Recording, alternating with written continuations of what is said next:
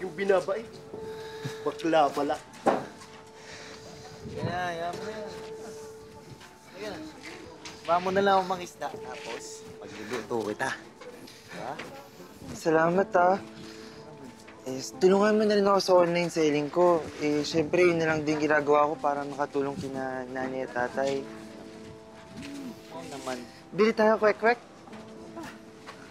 Sige. Tayo sa kwek-kwek, kuya. 5 piso lang. Piso lang. Michael? Ikaw ba yan? Ba't ganyan ang tsura mo? Bakla ka? Kaya mo pala ako iniwan. Ang kapal ng mukha mo.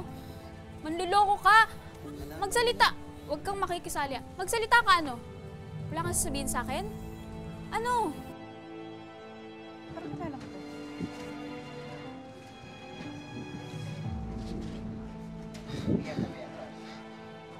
Janice, Aliana. O, ayan. Bakla. Bakla si Michael.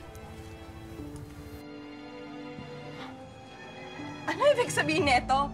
Tsaka, ba't kaya yung tsura mo? Kaya ka naman. Lintik nga naman. Eh, yung pinag-aagawan pala nating lalaki, bakla eh.